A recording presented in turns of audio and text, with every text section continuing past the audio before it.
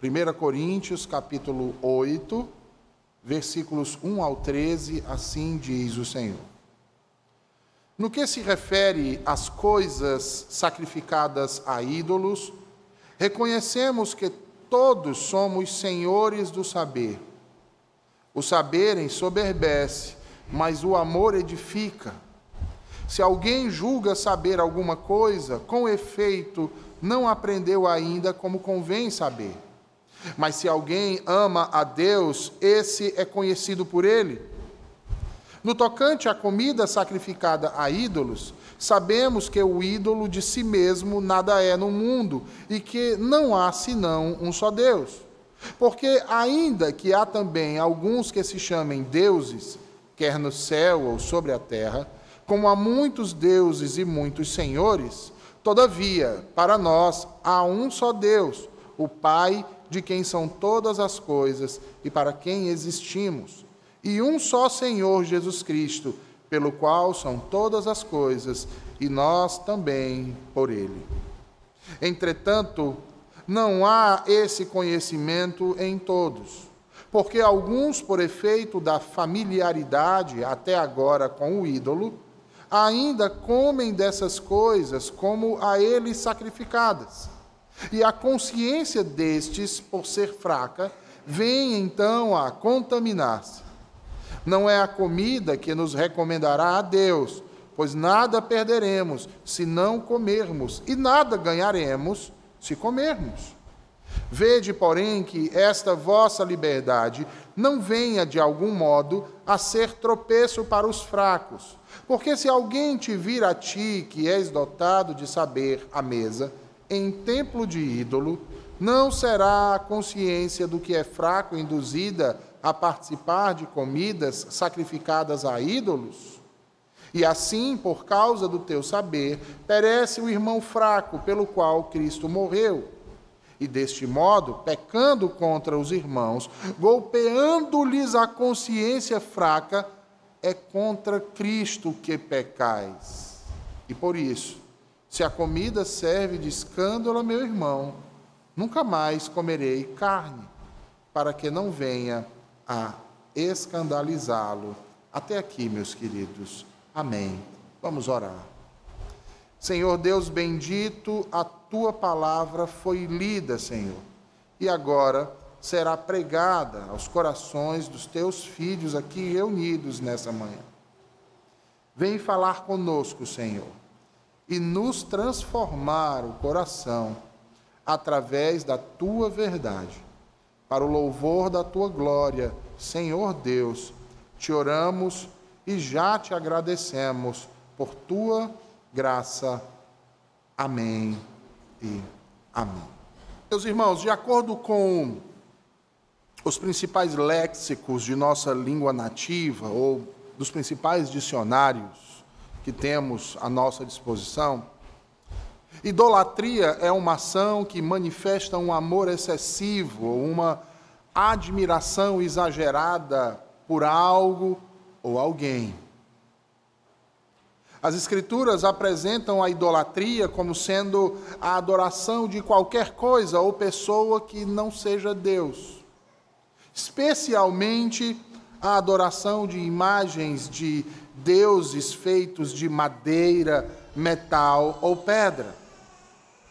Essa é uma prática abominável, segundo as Escrituras, por Deus, mas que ao longo dos séculos vem sendo manifestada de diversas maneiras e das mais variadas formas pelos homens. Isso é importante ser destacado aqui, meus irmãos, em virtude do assunto maior que será tratado a partir de hoje, neste capítulo e nos demais 6 que o sucedem. A adoração está presente em todo o tempo da argumentação que o apóstolo Paulo, o apóstolo dos gentios, vai tratar nesses próximos capítulos. Os irmãos perceberão que nestes 3 primeiros, ou seja, capítulos 8, 9, 10 e 11, O autor procura evitar qualquer tipo de situação ou associação dos coríntios com o culto idólatra dos pagãos.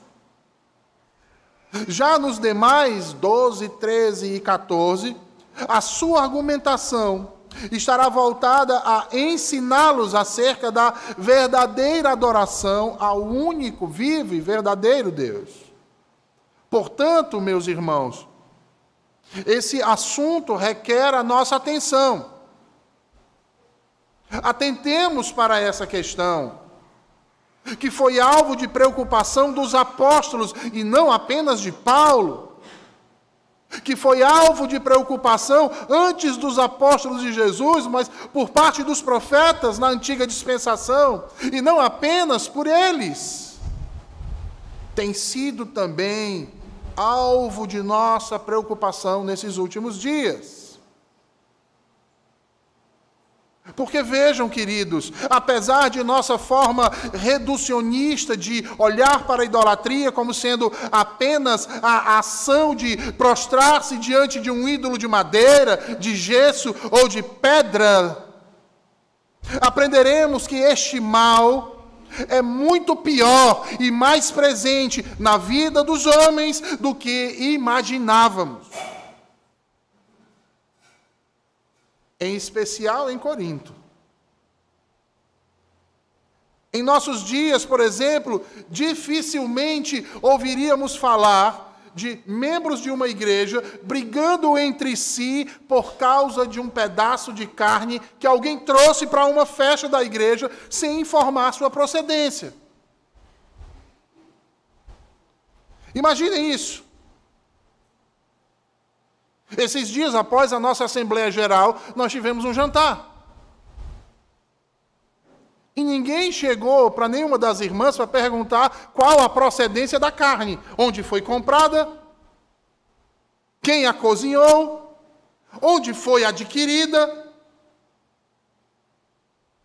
Agora imagine uma igreja cuja membresia está brigando por essas coisas.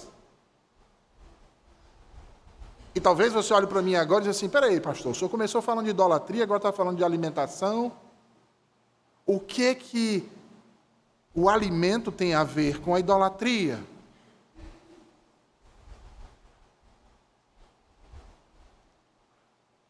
A resposta de Paulo é muita coisa.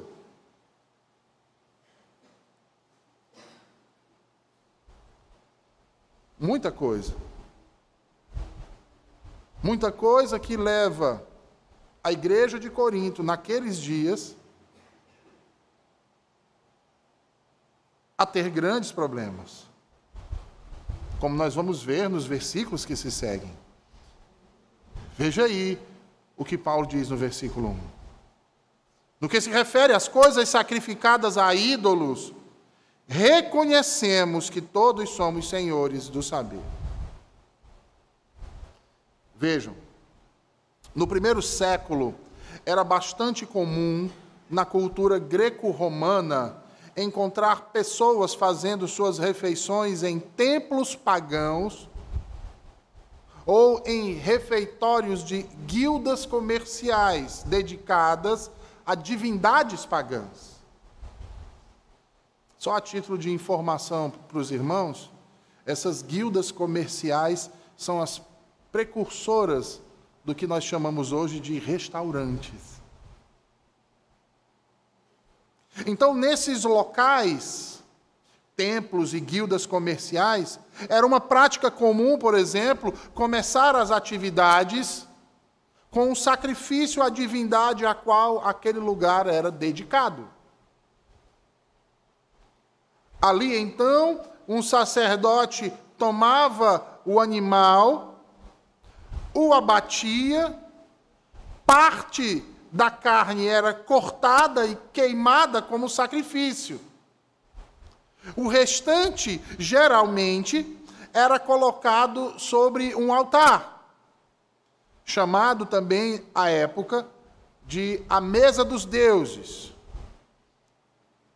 Aqueles alimentos que, após serem cortados e queimados como sacrifício para os deuses, Aquilo que sobrava era então colocado nessa mesa dos deuses. E ali então passava a ser consumido tanto pelos sacerdotes quanto pelos demais adoradores que ali se encontravam. As sobras, quando havia, eram oferecidas aos presentes. Nós devemos lembrar que no primeiro século não havia geladeira. Então, geralmente, quando se cortava um animal, a carne deveria ser consumida no menor tempo hábil possível.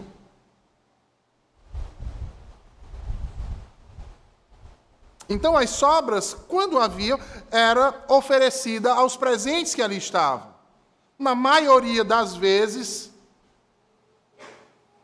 também era vendida aos açougueiros locais para que estes a revendessem nos mercados da cidade. Para eles era um ótimo negócio. Imaginem isso. Dependendo do templo e do período, muita carne poderia ser comprada, e por uma pechincha. E eles assim poderiam revender aquela carne no mercado. E talvez até aqui você ainda não esteja entendendo a razão disso provocar tantos problemas na igreja de Corinto. E a razão é muito simples, irmãos. Haviam cristãos que estavam participando dessas festas, sentando nessas mesas. Haviam outros cristãos que estavam comprando essas carnes nos mercados da cidade. E ainda haviam aqueles que estavam se alimentando no próprio templo pagão, onde a carne era oferecida gratuitamente. Haviam crentes naquele período, irmãos, que não tinham dinheiro para comprar carne. A questão é, como justificar tais atitudes? Comer em um templo pagão, ou comer algo que foi oferecido como sacrifício a um falso Deus. Às vezes a gente pensa que esse dilema é exclusivo do primeiro século. Mas esse é um dilema que passamos hoje, em nossos dias, também, irmãos. E ao que tudo indica, vários coríntios não viam nada de errado nisso. Nós vamos ver ao longo desses capítulos que eles deixam claro, nas palavras de Paulo aqui, as razões por que faziam isso. Se tem uma coisa que a igreja de Corinto gostava de dar, era desculpa para os seus erros. Já prestaram atenção nisso? Eles sempre tinham uma desculpa, eles sempre tinham um motivo maior para fazerem o que vinham fazendo.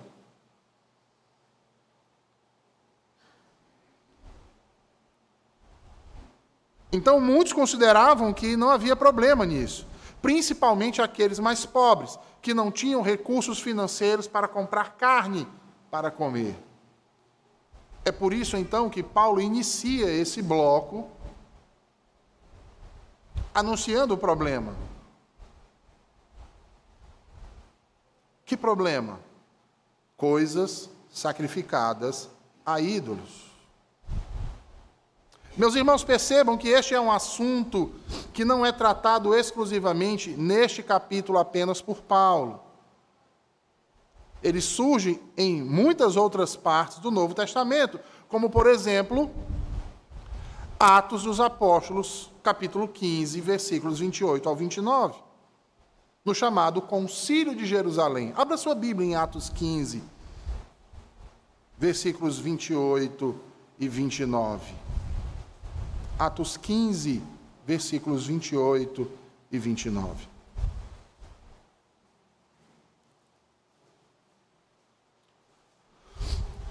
Se você estiver lembrado do que narrou Lucas nesse texto, um dos assuntos discutidos neste concílio cuja resolução foi a de que os gentios deveriam se abster, era da carne sacrificada aos ídolos. Vejam aí Atos 15, 28 e 29. Diz assim: pois pareceu bem ao Espírito Santo e a nós não vos impor maior encargo além destas coisas essenciais. Preste atenção nisso aí. Qual foi a resolução que o concílio tomou? O concílio está dizendo: aprove ao Espírito Santo e a nós não impor encargos maiores sobre os gentios, além destas coisas que são essenciais. Aí você pergunta: que coisas? Né? Aí o concílio apostólico resolve. Olha a resolução. Que vos abstenhais, versículo 29, que vos abstenhais das coisas sacrificadas a ídolos. Ponto. Em outras palavras, o que o Espírito Santo de Deus e os apóstolos decidiram? Os cristãos não devem se associar àquilo que é imundo, aquilo que é objeto de adoração a falsos deuses, e que, portanto, isso inclui também a comida.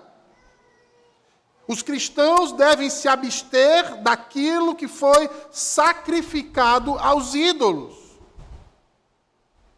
E aí eles ainda vão qualificar, como do sangue, da carne de animais sufocados e das relações sexuais ilícitas. Lembra das prostitutas cultuais que nós tratamos nos capítulos anteriores, 6 e 7? Já em Apocalipse 2, 14 e 20, nós vamos ver, veja bem, a questão da comida sacrificada aos ídolos, irmãos. Coisas sacrificadas a ídolos não foi tratada apenas em 1 Coríntios, capítulo 8. Nós temos aqui a passagem de Atos dos Apóstolos 15, Apocalipse, capítulo 2, versículos 14 e 20. Você vai ver Jesus condenando as igrejas de Pérgamo e Tiatira por tolerarem práticas pagãs em seu meio.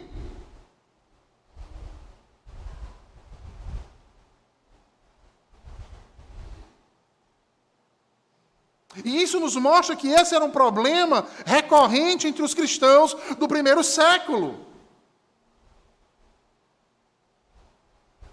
Como então tratar essa questão sem pesar a mão quanto à justiça, nem abrir de vez a perversão? Como não cair nos extremos e resolver o problema? Paulo vai achar o caminho. Ele vai construir o alicerce de sua resposta a partir daquilo que nós chamamos de duplo mandamento do amor.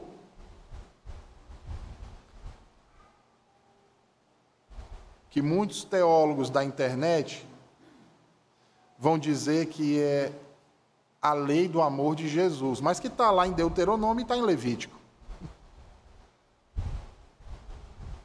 Ou seja, que também é de Moisés. E também é de Moisés porque ela provém de Deus. Pai, Filho e Espírito Santo. Então a resposta de Paulo é construída nesse duplo mandamento do amor. Paulo vai dizer: amar a Deus de todo o coração implica em conhecer e ser conhecido por Deus. Por isso ele vai dizer na parte B do versículo 1, vejam aí. Ele diz: no que se refere às coisas sacrificadas a ídolos, reconhecemos que todos somos senhores do saber. Espera aí, parece meio truncado o texto. Essa afirmação de Paulo aqui, muito provavelmente, foi tirada da carta anterior que os coríntios haviam enviado a ele.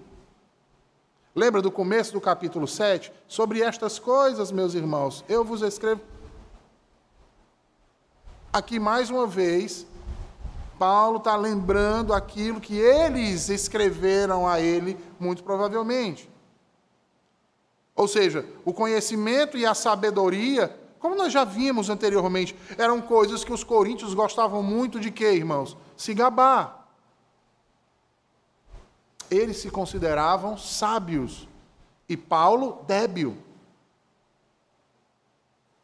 No entanto, o apóstolo volta a lembrá-los aqui que o conhecimento pelo conhecimento nada é.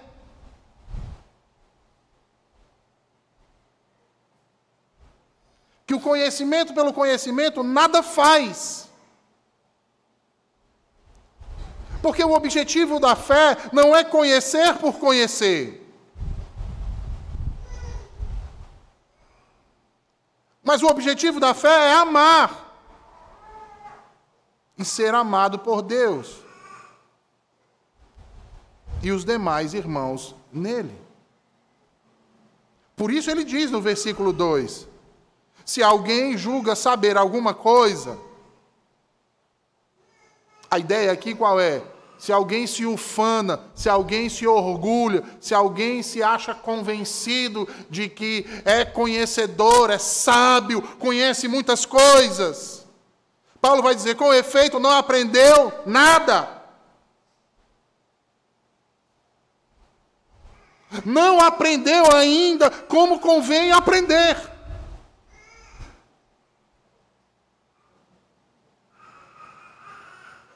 Porque ao invés de, quanto mais conhecer acerca de Deus e das verdades universais do Evangelho, ao invés desse conhecimento solapar a sua arrogância, humilhando-o, não, fez com que eles se inchassem, se ensoberbecessem. O efeito foi contrário. Por isso é que ele diz que, quanto ao que eles escreveram sobre a coisas sacrificadas a ídolos, eles devem ter dado a desculpa assim, olha, nós conhecemos, nós sabemos muito bem o que isso significa. Sem querer adiantar o sermão da noite, mas ele vai dizer isso no versículo 4. É como se ele estivesse dizendo o seguinte, olha, nós bem sabemos que há somente um Deus. Preste atenção, irmãos, na forma que isso se ocorre aqui. É como se ele estivesse dizendo para Paulo, olha, nós sabemos, Paulo, que há um único Deus verdadeiro. Lembra de Isaías 45? Há um só Deus e nada ao derredor? Então, vou dizer o seguinte, olha, nós sabemos muito bem que há um só Deus e não há nenhum outro Deus. Então qual é o problema a gente comer essa carne se não existe deuses? Perceberam? Nós não vemos problema nenhum em fazer isso, Paulo.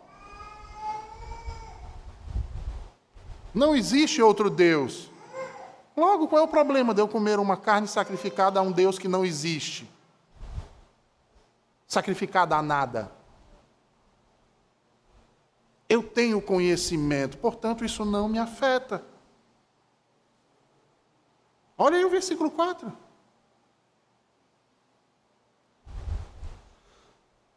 Como é que Paulo já está começando a responder sobre isso? Você não aprendeu ainda como convém saber.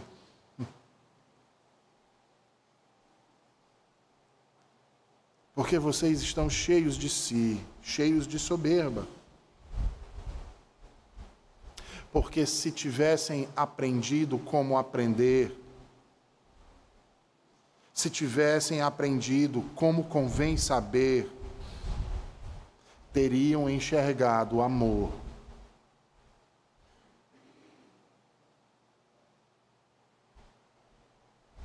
Porque no caso de vocês, o conhecimento incha, ensoberbece, mas o amor edifica.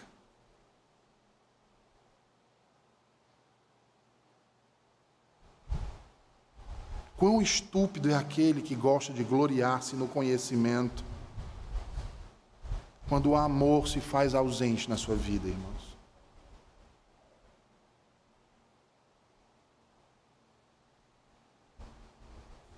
Vou repetir, quão estúpido é esse? Olhem para mim e respondam a vocês mesmos. Que utilidade tem o seu conhecimento quando tudo o que ele produz em você é soberba, orgulho e preconceito? Do que adiantou esse conhecimento? Que tipo de edificação ele te proporcionou? Te fez mais egoísta? Mais cheio de si? Mais convencido? Pergunte a você mesmo o que o conhecimento que você julga ter, no que ele te edificou, o que ele te proporcionou. Será que ele te proporcionar aos seus demais irmãos também esse conhecimento?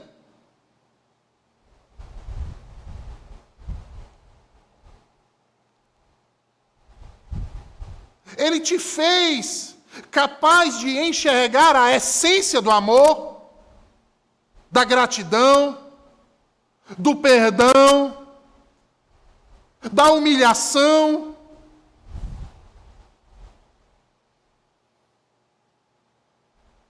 João Calvino, comentando esse texto, dizia que qualquer coisa que careça, no mínimo, de um vislumbre de amor, é indigno aos olhos de Deus. Mas ainda, diz Calvino, lhe causa desprazer.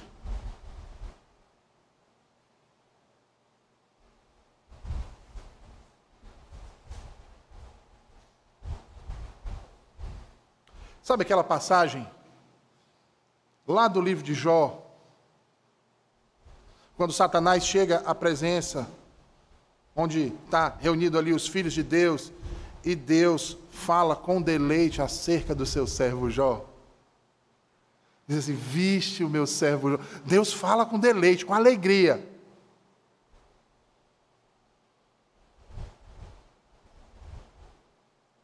Aqui é o contrário, irmãos.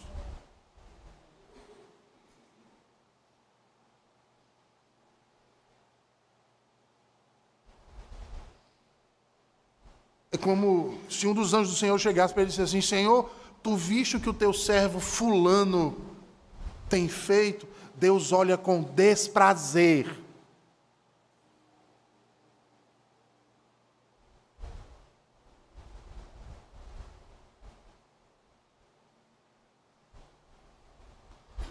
E certamente, meus irmãos, o conhecimento do qual os coríntios se orgulhavam tanto estava definitivamente do lado oposto do amor. Por que eu digo isso? Porque eles vinham nutrindo os homens de arrogância, fazendo-os olhar com desprezo para seus irmãos. Sabe aquela história de que o orgulhoso se preocupa em satisfazer o seu estômago? E somente depois que está satisfeito em si é que ele é capaz de olhar para o outro quando olha. É essa a realidade.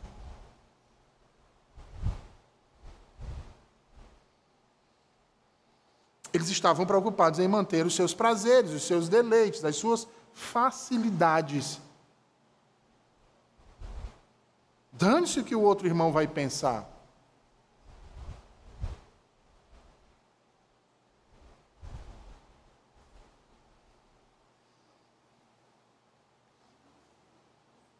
E aí, ele sabe o que acontecia ainda mais? Ele olhava para aqueles irmãos que se escandalizavam com esse tipo de coisa e os desprezavam.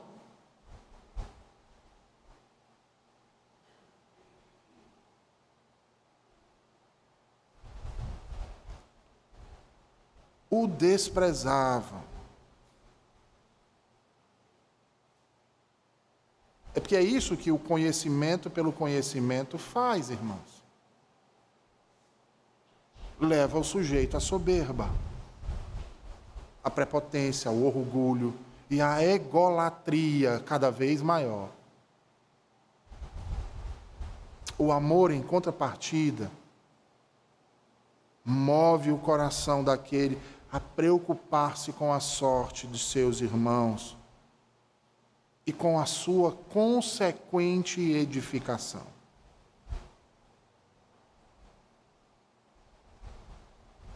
Parece que quanto mais ele conhece de Deus, mais ele percebe que conhece muito pouco.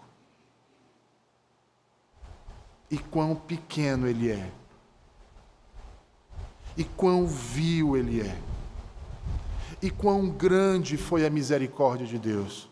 Quão grande foi a sua graça sobre ele.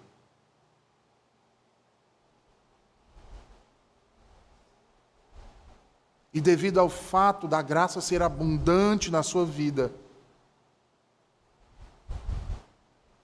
ele quer também que ela faça parte da realidade dos outros ao seu redor. É a essência do amor. Que se doa, que se entrega. Não admira Calvino dizer que maldito, pois, seja o conhecimento que produz seres arrogantes e insensíveis para com o bem-estar dos outros.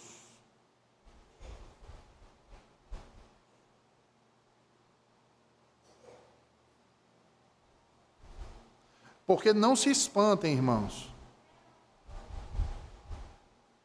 Tem pessoas assim até nos dias de hoje.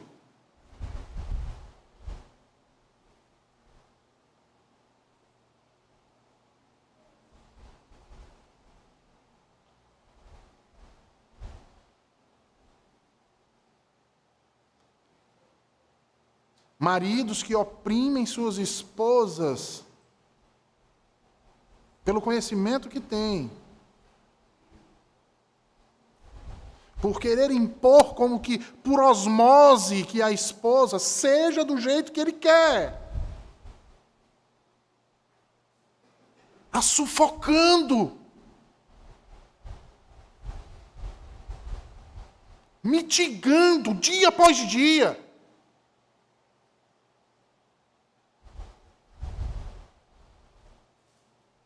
Onde está o amor nisso?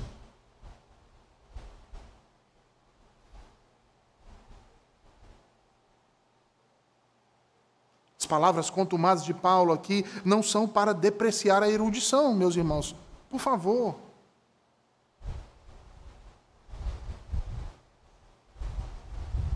Não caiamos nesse terrível engano, erro, blasfêmia.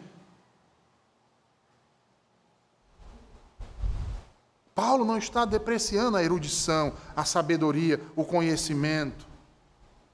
Nem está dizendo que aquele que procura conhecer mais, que procura a sabedoria, vai se tornar arrogante ou soberbo. Ao contrário, não é isso que ele está dizendo. Ele está dizendo que a sabedoria que os coríntios tanto arrogavam para si e se orgulhavam, na verdade não fez com que eles aprendessem o que deveriam ter aprendido.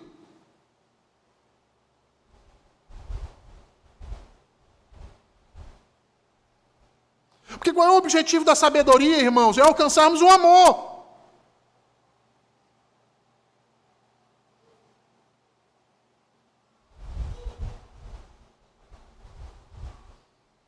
É enxergarmos, é conhecermos, é provarmos da essência do amor. E nisso somos edificados. Portanto, devemos aceitar como um princípio estabelecido que o conhecimento em si é bom. Mas visto que a piedade é seu único fundamento. Logo, se você tem conhecimento, mas não tem uma vida piedosa, inútil é o seu conhecimento. Porque qual é a essência de uma vida piedosa? O amor. Se não há amor, do que adiantou o conhecimento? De fato, onde este conhecimento de Deus não se faz presente, conhecimento o qual nos humilha e nos ensina a nos preocuparmos com a sorte de nossos irmãos, o que se descobre é algo que se imagina ser conhecimento. E que de alguma forma é conhecimento.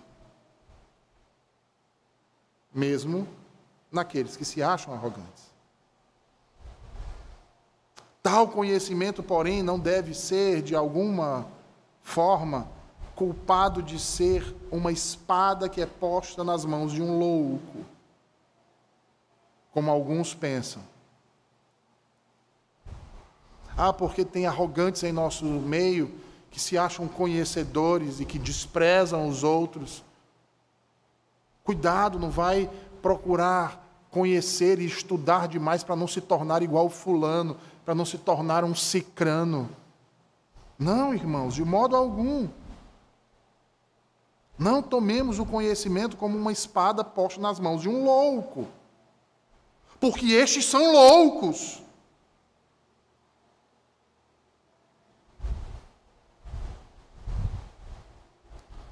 Não é tornando-se fanático, protestando contra todas as artes e ciências,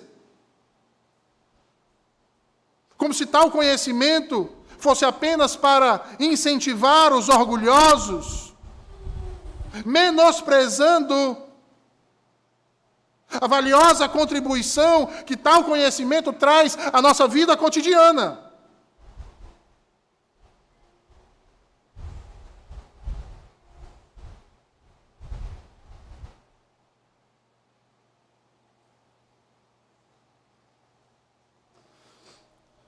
Cuidado para não cair no lado oposto.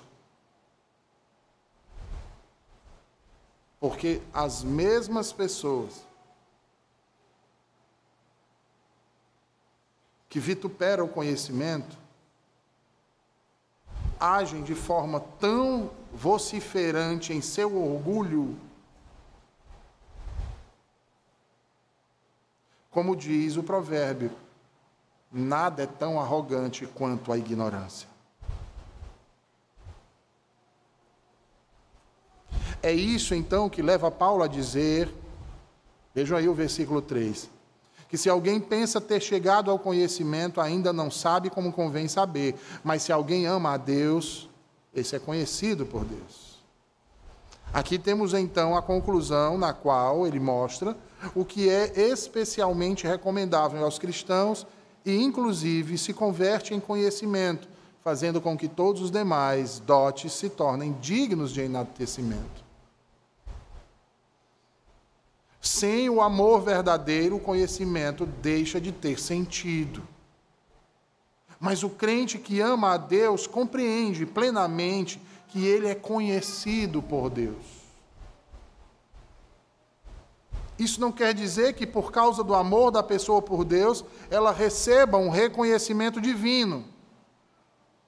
O iniciador desse processo, irmãos, lembrem-se, não é o ser humano, e sim Deus, o Senhor. Assim, tudo o que fizermos será sempre feito dentro dos limites da moderação e receberá, sim, a aprovação de Deus. Paulo ensina, pois, à luz das consequências, que nenhum ensino pode ser aprovado sem antes ser batizado no amor de Deus. Pois somente este fato pode assegurar que os dons que temos contam com o endosso divino. Essa, por exemplo, é a condição que encontraremos na segunda epístola aos Coríntios, lá no capítulo 5 e versículo 17. Quando Paulo fala daqueles que estão em Cristo como novas criaturas. E com isso, o que Paulo quer dizer? Paulo quer dizer que sem o espírito da regeneração, tudo mais não importa. Independente de quão excelente aparentemente seja. Sempre será sem valor.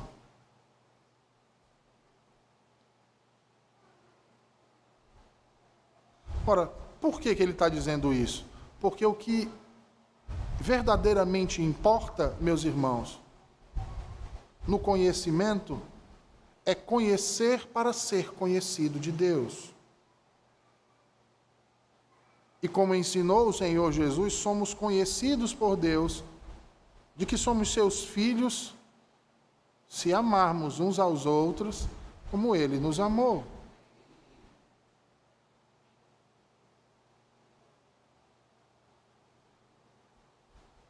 Lembrando sempre, irmãos, que, como diz Paulo em Filipenses 4:3, e também em Apocalipse, os orgulhosos não farão parte do reino dos céus. Não entrarão no mundo vindouro, no novo céu e na nova terra.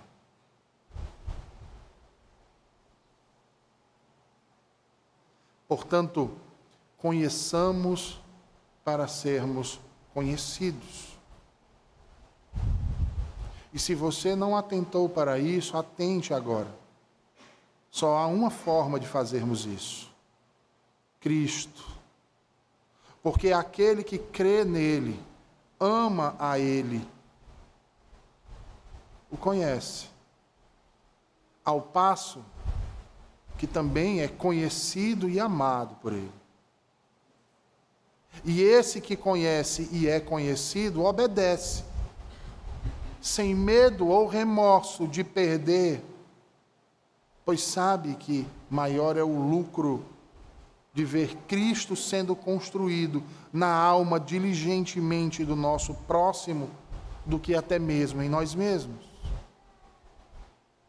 Logo, o duplo mandamento de Paulo aqui é que façamos tudo por amor a Deus e às pessoas, restringindo, se possível for e necessário for, nossos próprios direitos pelo bem do Evangelho e da causa de Cristo. E que o Senhor nos ajude a assim proceder, quando situações como essa que os coríntios tiveram de passar nos sobrevier. Que lembremos-nos desse princípio que Paulo os fez lembrar e que o Espírito Santo de Deus nos faz reconhecer hoje aqui. Vamos orar, meus irmãos? Senhor Deus bendito e santo, grande é o teu nome, Senhor, e a tua misericórdia. Obrigado por tua palavra tão importante nessa manhã, a nos ensinar teu duplo mandamento, Senhor, tão importante para tudo que vamos fazer em nossa vida diante de ti. Certamente, Senhor, a sabedoria e o conhecimento que tu nos dá é uma grande, maravilhosa bênção, da qual não somos merecedores. Mas que quanto mais cresçamos em conhecimento de ti, Senhor, maior seja também o amor que sentimos por ti, que temos por ti, e também pelos nossos irmãos.